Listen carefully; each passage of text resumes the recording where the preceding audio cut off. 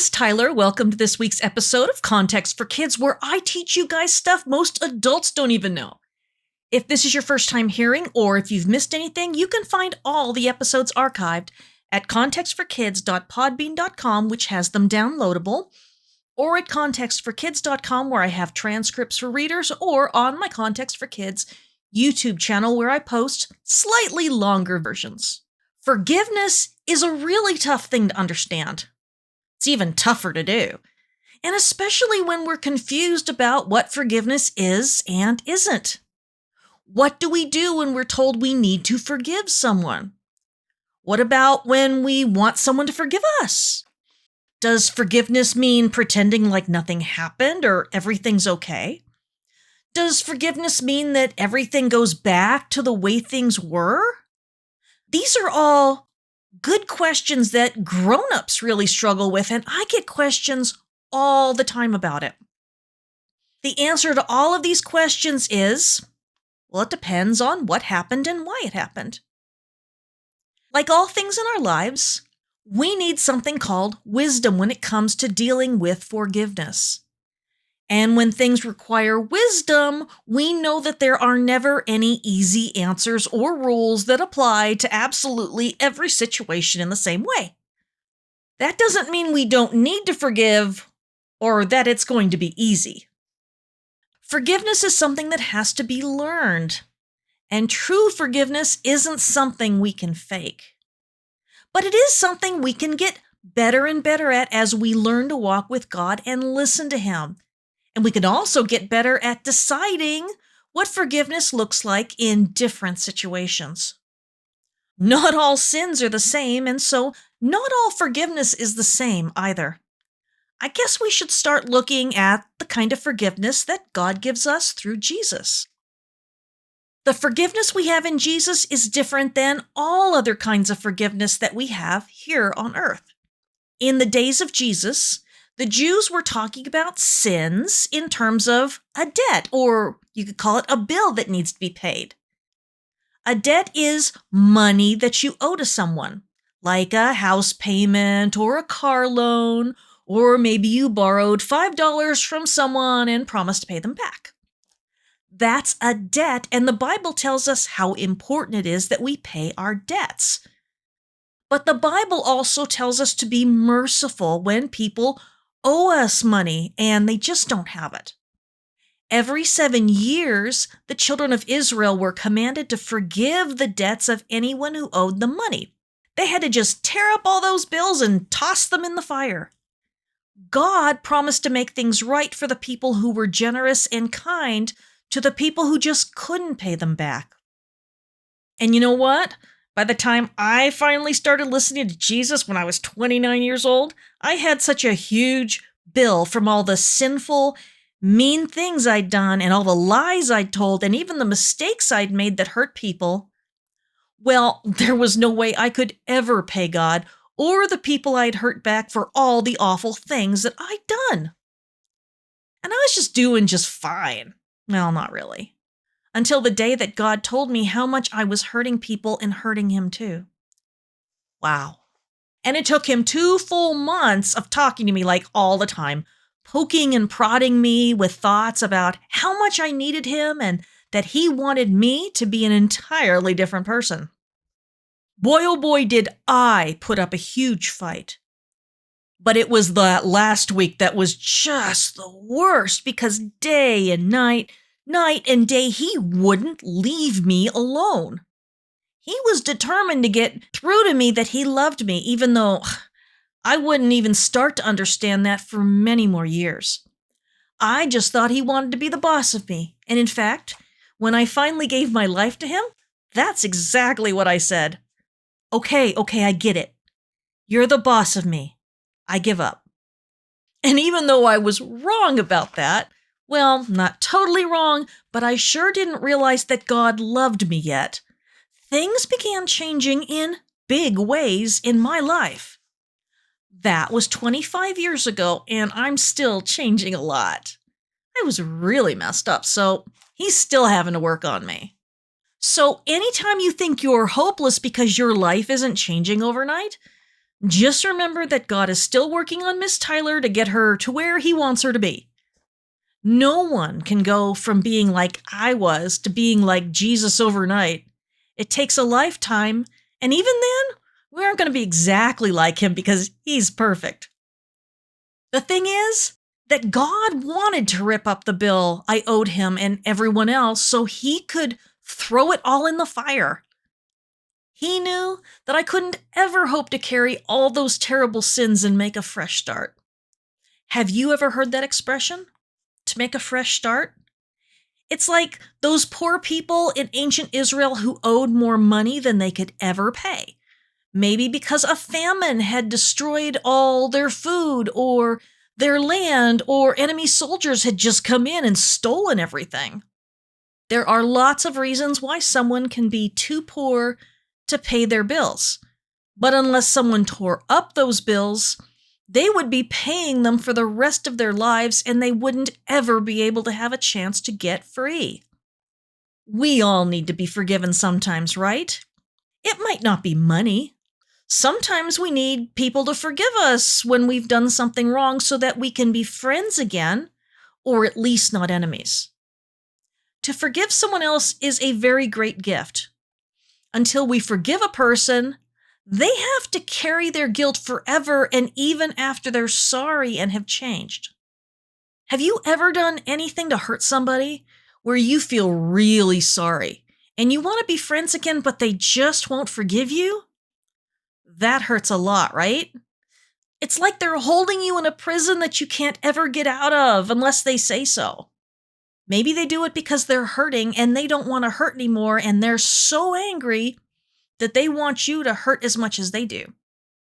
They might be angry that they can't go back and change things to the way they were before they were hurt in the first place. But when we hurt people or help people, we change their lives. They can't go back to being the same person they were before they were hurt or helped. They have that memory in their mind and they were changed whether they wanted to be or not. That's why the sooner we give our lives over to God as our King, the better, because we can't ever totally take anything we say or do back. When we agree to let God be our King and believe that Jesus is our King and let them change us, we will hurt people less and less because we will begin to care more about them, and the Holy Spirit helps us to stop being mean little by little, day after day, year after year until we die. That's how we learn to love people the way Jesus tells us to. When we start to understand that Jesus wants us to have a clean slate, meaning a fresh start, by forgiving what we've done in the past, it means that we have the freedom to start living in a different way. We aren't stuck in that same ditch of committing the same sins forever. God lifts us out of it, and we can be different people. Just imagine if you owed someone like $1 bazillion and you had to pay them back $1,000 a day. You'd know that there is no way you could ever get it done. It would be hopeless. No one has that kind of money. But with God, it's never like that. Sure, we owe Him $1 bazillion, but His favorite thing to do is to tear up bills and throw them in the fire. It's what He wants most in the world. He isn't just hoping to be able to punish us someday. That's the last thing in the world He wants. He wants us to accept Him as our King so that He can forgive us and show us a new way of living where we can begin to forgive others too, the same way we've been forgiven. But we can't do that unless He forgives us first. That's one of the ways we follow Him. But what does forgiveness look like in our lives? There are different kinds of forgiveness. A lot of people don't understand that. The first kind of forgiveness is called turning the other cheek. In Jesus' time, reputation was very important, and if someone slapped a man, he had to slap him back or he would be shamed and made fun of by the other men. His whole family would get angry at him for making them look like a bunch of wimps. Getting revenge was very important to them so that the people would respect them and their family. But Jesus told them to stop doing that. When somebody insulted them by smacking them across the face, they had to forgive that insult by refusing to get even. And that wasn't something that anyone wanted to hear. That was the opposite of what they were all doing and had been taught to do. I can hear them grumbling in the crowd. What? How on earth does he expect us to be respected if we just let people get away with insulting us? Everyone will think we're pathetic weaklings. They'll walk all over us and our lives will be ruined. And maybe they were right, but Jesus was serious. Not insulting those people back was a way of forgiving them for being mean. Jesus was telling his fellow Jews that it was important to God that they become peacemakers by letting the small stuff go. You know, people insult me on the internet all the time. But if I fight back, then I know I will start looking just like them, and then people will take sides, and it will be a mess. It'll be embarrassing to God. But if I talk to them calmly, and they keep insulting me, it just makes them look bad, and people see that they don't need to take sides at all, because I have everything under control, and I'm not hurt at all. When I do that, I'm forgiving them and giving them another chance. But I didn't always used to not fight back. What if someone robs my house or attacks me with a weapon? Do I get them back by robbing their house or going after them with a weapon? Jesus says no. I should call the police to let them know that there's someone dangerous out there who needs to be stopped. But if I go after them, then I'm just getting revenge, and revenge is the opposite of forgiveness.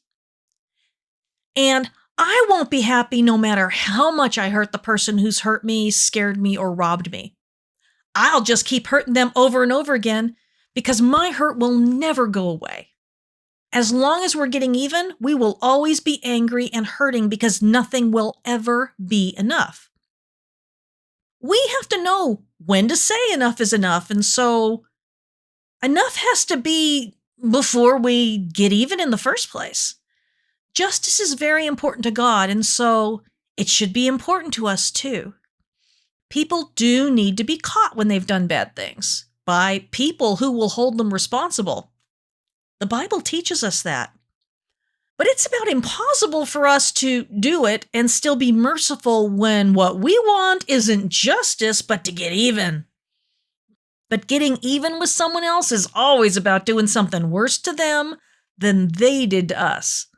That's why we call the police, because hopefully they'll be fair. Jesus told his disciples that they need to be willing to forgive or they wouldn't be forgiven. And that scares a lot of people, but I don't want you to be scared. Jesus knows how hard it is for us to learn to forgive and that we have to be taught how to do it and how to be gentle and loving.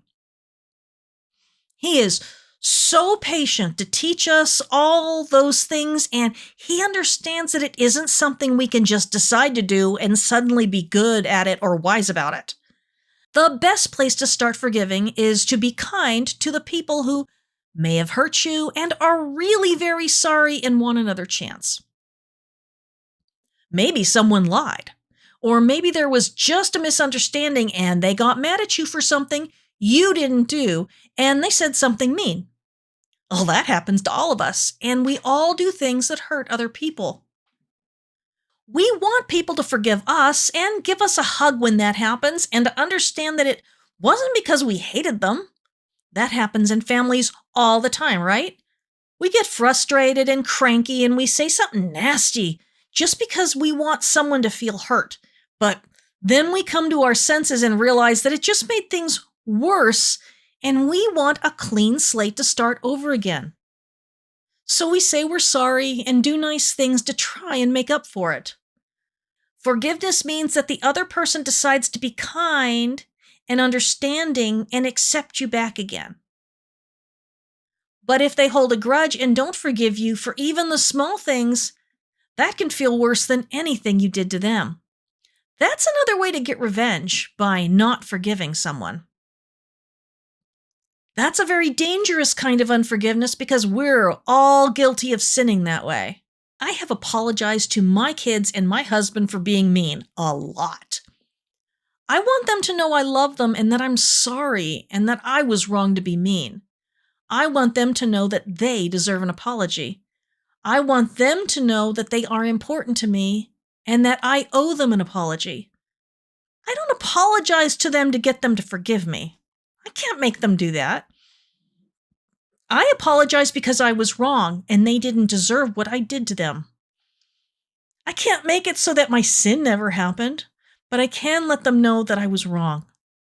We won't all steal or hit someone with a stick, but we have all said and done things that are hurtful.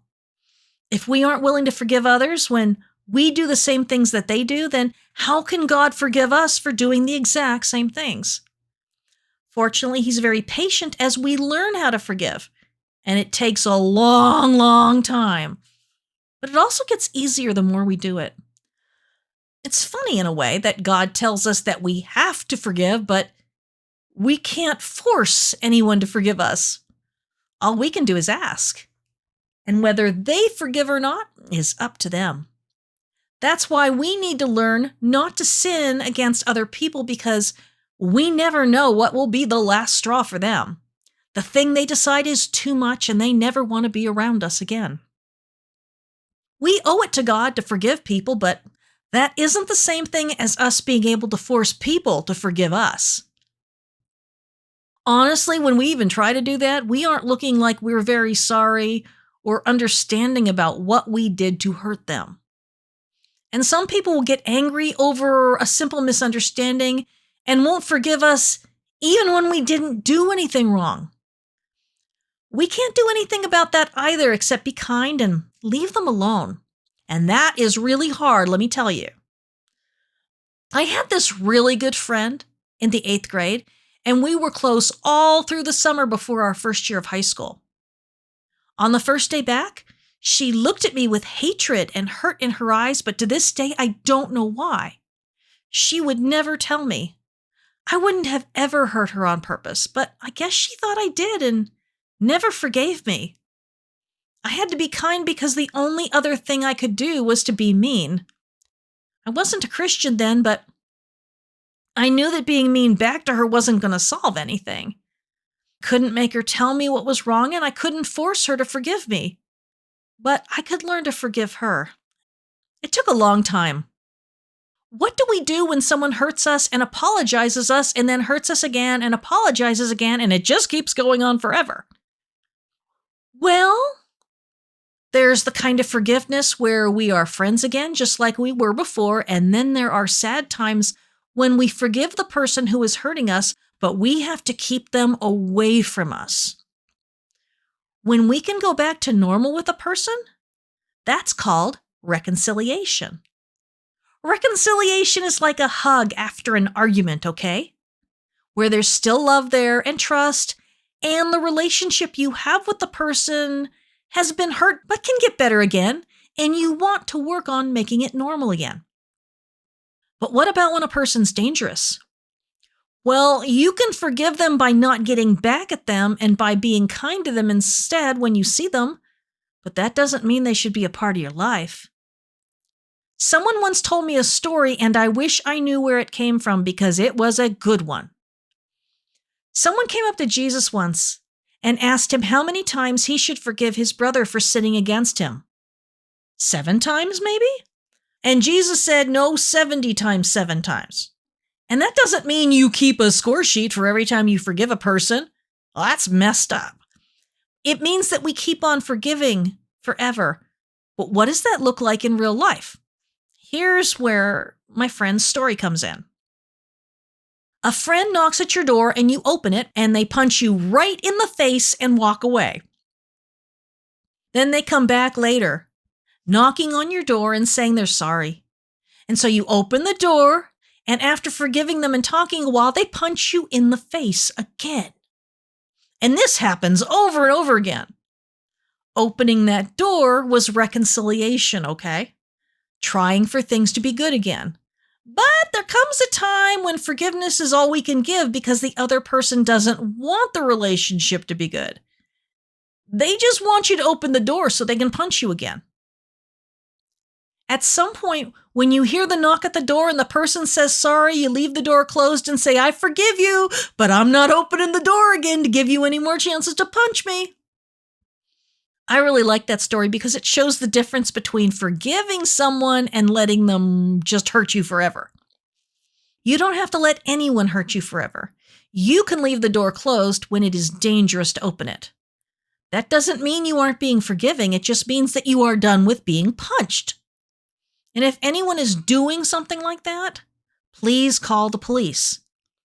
You don't deserve to be hurt.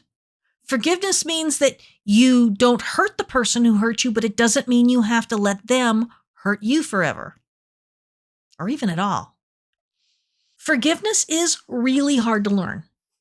I don't want you to be scared that God's going to send a lightning bolt at your butt for not being able to forgive perfectly, and especially not right away. There are times you will feel like you've forgiven a person totally, and then something happens and you feel all the terrible anger and bad feelings about them all over again. Well, that's normal. Makes me angry when someone hurts me, and especially when they don't even care or never apologize. But when I don't forgive, my mind starts thinking of all the terrible things that I wish would happen to them. I don't want them to change. I want them to be bad so they can be punished forever. Well, that's what happens in my brain when I'm unforgiving. But when I'm forgiving, I start to understand that I do want them to change. I don't want them to keep being bad just so I can have some revenge against them. I want them to change to be good so they won't hurt anyone else and so that the world will be a better place. I want the people who have hurt me to stop hurting others too. If they never change, then how many other people will they hurt? Well, Satan just wins when that happens. I want God to win. I want God to take the people who have hurt me the most and change them into the kinds of people who are sorry for all the bad they've done and help people instead. When we forgive them and we don't get even, we get out of their way and it makes it easier for God to reach them and change them. There are people who did that for me, even though I didn't understand it at the time. They didn't get back at me when I hurt them. If they had, I would have just gotten back at them even worse because sometimes I didn't think I'd even done anything wrong in the first place. But they were patient with me because God was patient with them. They showed me a different way, as they were kind even when I was mean, and I started to feel bad when I would hurt them.